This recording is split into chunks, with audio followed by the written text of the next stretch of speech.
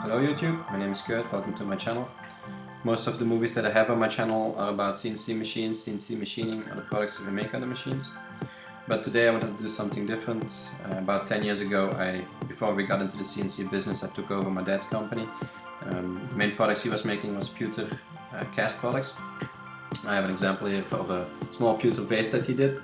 This is actually a two-part design with the bottom piece and the top piece.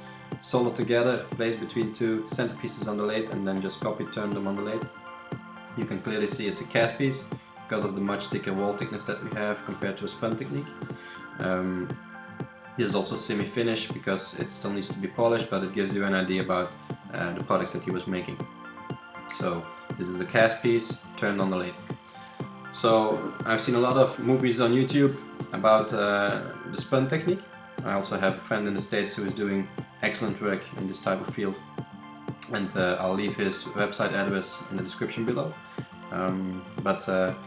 Just to give you an idea about what spinning is, we're gonna jump over to another movie, and then we'll come back to this one, and I'll show you why these molds are pretty special.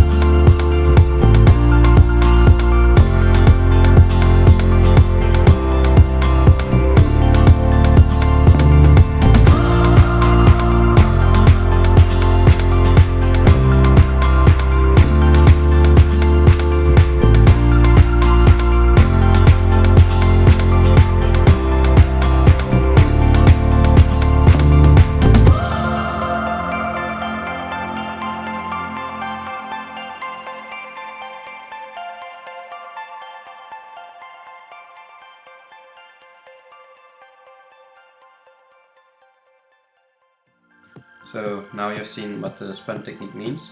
I wanted to get back to you about why I think these molds are pretty special. Actually, these were made in the 1950s, beginning of the 1960s. They're 20 years older than I am. They're made in a time that wire EDM, sinker EDM, CNC machinery was almost non-existent. So having these parts made the way they were is really remarkable. It shows how much time and effort there was put into making these parts by the tool and die maker, and the expertise that was needed to make them the way they are. To show you, when you're trying to contour this type of model with the spun technique, it would be impossible once you've reached over the center of this diameter. It would be impossible to release the finished product from the core. So the way they did it, they made several loose pieces. So when you remove the outer core, you can clearly see that all the pieces can be loosened one by one. So if I would have the finished product in my hand, I would just remove all of the small inserts, and when I would finish this, I could just put them back on the model mold like this, and you can clearly see how good they were made and how much time and effort it would have taken to make them.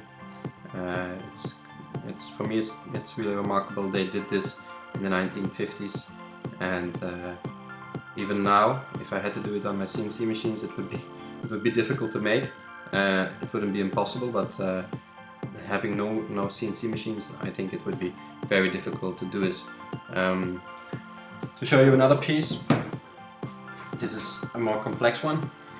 Also, same method applies here. They've put all the small pieces around an inner core. You can clearly see how they were made. So if I turn around, you would force this complete part around the core, and once finished you could remove all the small pieces.